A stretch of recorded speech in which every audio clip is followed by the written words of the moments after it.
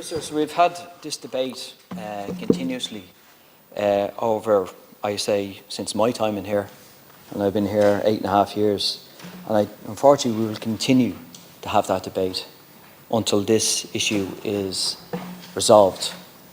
And it's not resolved by any means. I mean, the brutal truth is that over 120 children in the state have no place to go to, a school place in September. Now, that seems very elementary, that a state cannot provide a child with a school place. And I don't make this personal, you know, but the state, when we're awash with money, somebody has to ask a question. If it's not about money, then surely it's about bad planning. Somebody's got to, is to blame when a child cannot find a place for a school, because these are simple things, and this is having a knock-on effect to that child and to the family. If they haven't got a place, homeschooling is sometimes not appropriate, and so forth. So it's a failure, and I use that kind of, I use that word, sensibly, but the state has failed children when they can't provide them with a school place. And this has a knock-on effect, not only, as I said, them children, but in terms of assessment of needs, in terms of therapies that goes with the assessment of needs.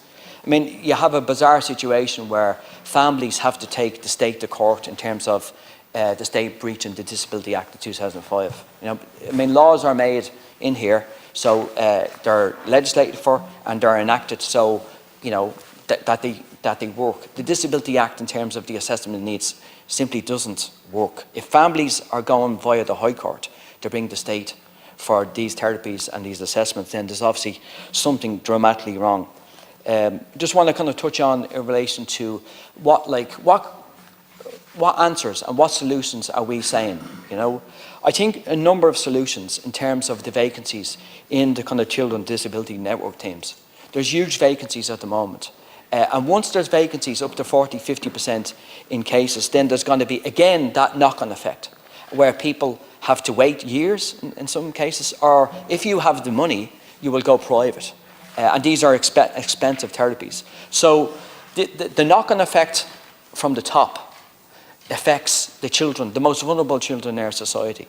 And that's just not good enough. Where this country is awash with money, we actually don't know what to do with the money. But what we can do with the money and the kind of, I suppose, the forbearance and planning is to not allow this to happen. This doesn't have to happen. Children should have a place to go to school. Families should have not to worry at come September to not have a place for their child. So with that, Minister, as I said, with proper planning and choice, because comes to choice, this can be solved. But I don't know if the government have the stomach to solve that. But on paper, when children do not have places to go to and there's a knock-on effect, then obviously somebody somewhere doesn't actually have the kind of stomach to actually solve this. Parry.